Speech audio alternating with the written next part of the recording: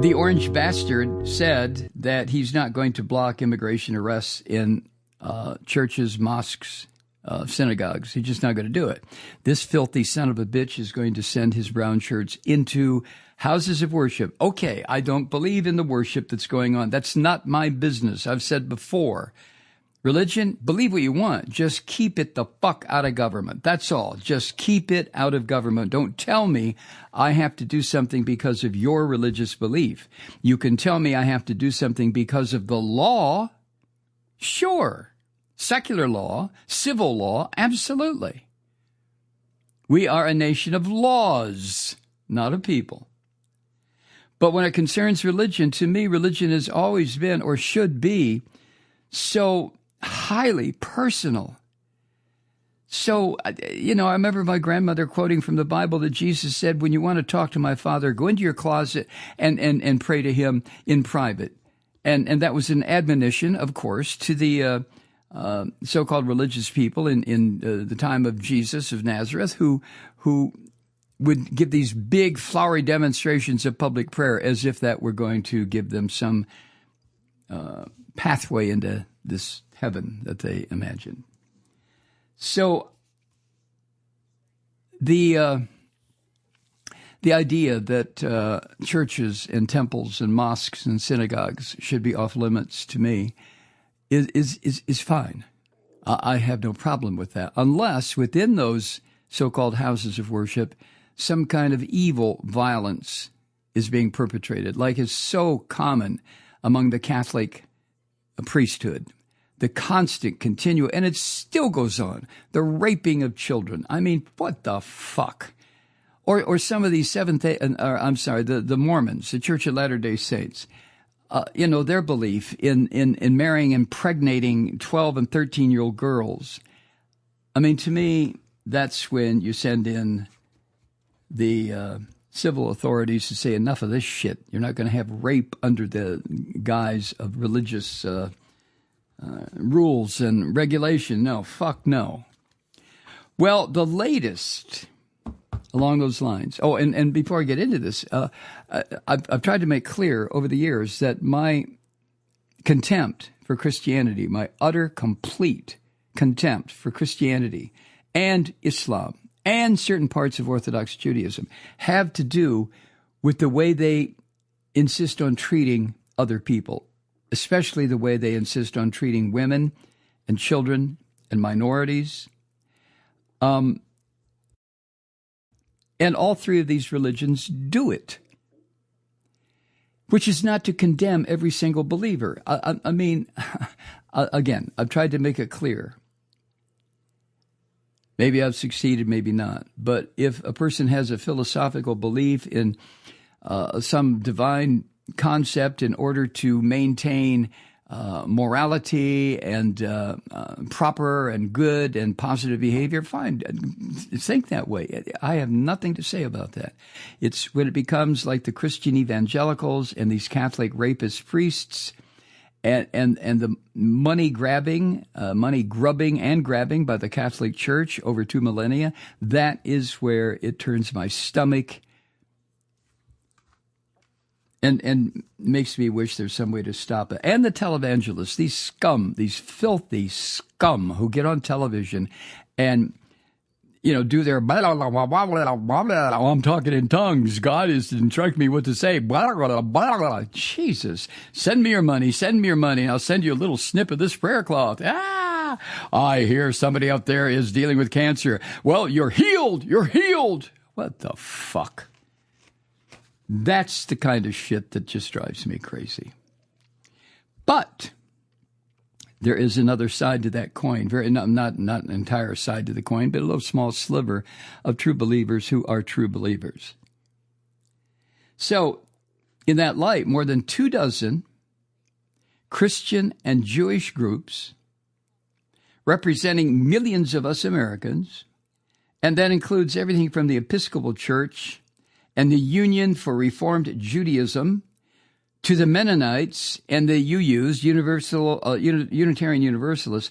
These groups filed a federal court lawsuit this morning challenging the orange bastard where it concerns giving these brown shirts of his permission to make arrests at houses of worship. These organizations, these religious organizations have used the courts to say, no, you're not going to do this. Now, the lawsuit was filed in the district court in D.C., and it says that this new policy of this orange Nazi fucker, Trump, is spreading fear of raids into churches, into mosques, temples, what have you. And because of that fear, it's lowering attendance at worship services and other valuable church programs. And I've said before, I hope you paid attention, there are many things that religious organizations do that I find admirable.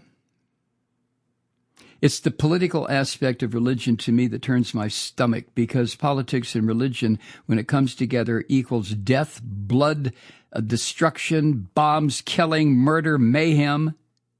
But as long as they're kept separate, and the framers of the Constitution knew this. They had the European model. They knew what happens when religion and the state combine. The result is murder. Murder. So anyway, the result of what Trump has said and what he's doing, according to this lawsuit, infringes on the religious freedom of these groups. Namely, what religious freedom? Well, namely, their ability to help, to offer shelter, food, medical care.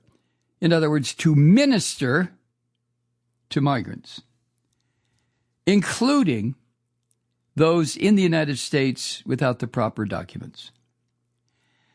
The Reverend Sean Rowe, Most Reverend Sean Rowe, presiding bishop of the Episcopal Church, said, quote, "We have immigrants, refugees, people who are documented and undocumented. We cannot worship freely if some of us are living in fear. By joining this lawsuit, we, the Episcopal Church, were seeking the ability to gather and fully practice our faith, to follow the commandment of Jesus to love our neighbors as ourselves." End quote. The Most Reverend Sean Rowe, presiding bishop of the Episcopal Church. Now, as I share more of this article with you, I want you to notice, and I'm sure you will, what denominations of Christianity are completely missing. Now, I single out Christianity because they're the ones that claim to be the followers of Jesus of Nazareth, who made some pretty specific demands. As you do this to the least of my brothers, you do it to me, that sort of thing. Now, this new lawsuit that was filed in D.C. this morning expands on some of the arguments made in a similar lawsuit filed back in January by 5 Quaker congregations. And that lawsuit was later joined by the Cooperative Fellowship, the Cooperative Baptist Fellowship, and a Sikh temple. And that lawsuit is currently pending in the U.S. District Court in Maryland. This one has been filed in the U.S. District Court in Washington, D.C. Now, the orange filth, vomit, nasty, rotten goddamn Trump and his Nazis had no immediate response to this new lawsuit. The lawsuit names the Department of Homeland Security and the ICE agents as defendants. And a memorandum filed 3 days ago, Friday, by the Department of Justice, opposing the Quaker lawsuit, outlined arguments that these Nazi fuckers may also apply to the new lawsuit.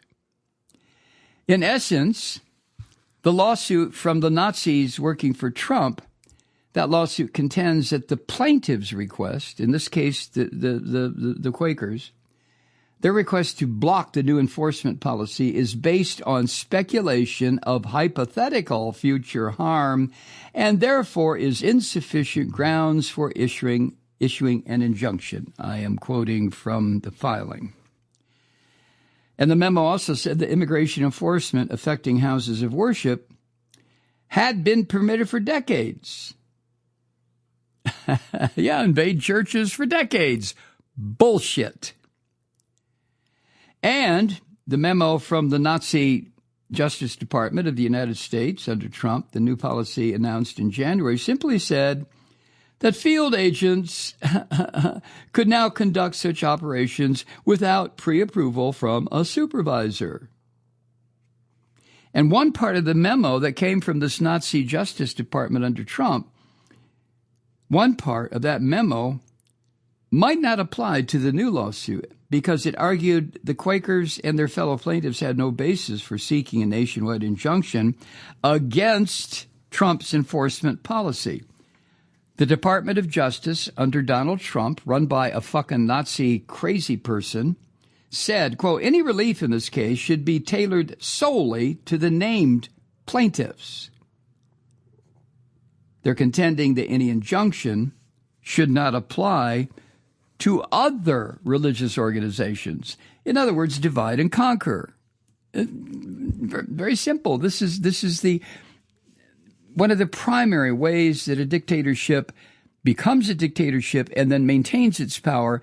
Divide and conquer. Set people against each other. Look what Trump has spent 8 years doing. Precisely that.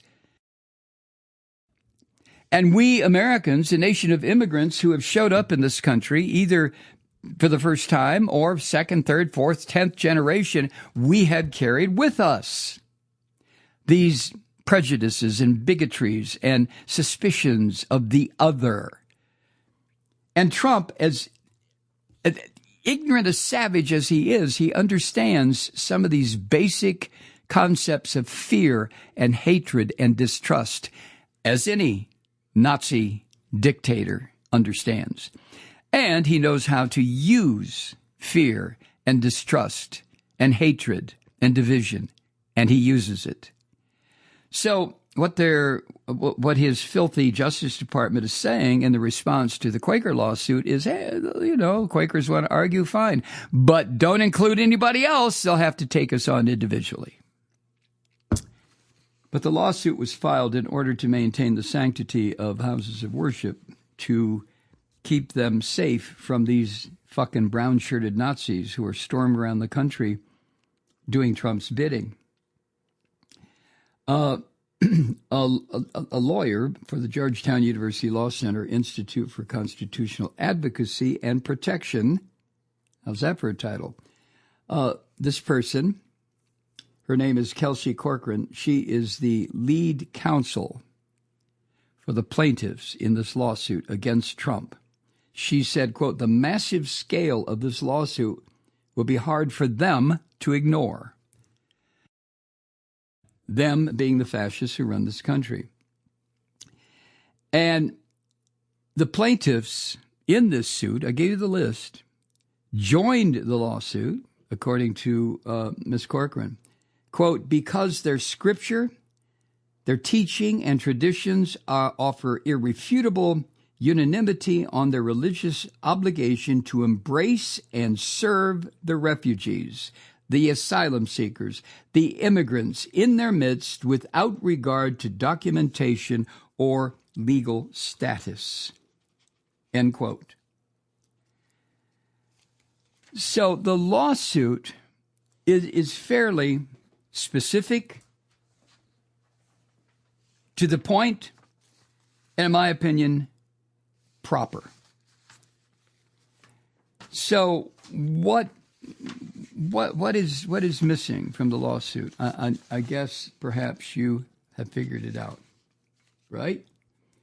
What is missing from the lawsuit is every single evangelical, self-identified, evangelical or so-called Southern Baptist Convention church. Not one of these racist fuckers, these destroyers of what the rabbi from Nazareth tried to tell people 2 millennia ago, not a single evangelical church, not a single fucked up televangelist, not a single loudmouth bastard who has been supporting Trump for the past 8 years, not one is involved in this lawsuit, which you probably have already figured out is one of the reasons that these Christian evangelicals, to me, are fucking demons loosed out of hell. Hi, Truth Seekers. Mike Malloy here. You know, the Progressive Voices Network brings you commercial-free commentary from today's leading progressive radio hosts and pundits, like me, Mike Malloy, 24 hours a day. I'm not your typical old guy from the 80s or the 90s talk radio host, and Progressive Voices is not your typical talk radio network. It's a listener-supported nonprofit with no corporate control whatsoever over our broadcast. So hosts like me, Mike Malloy, are free to rant and scream and carry on about whatever we like. We're often controversial, but we're never boring. Weeknights, 9 p.m. in the East, 6 p.m. in the West on the Progressive Voices Network. Always progressive, always on. I'm Mike Malloy. Keep it lit.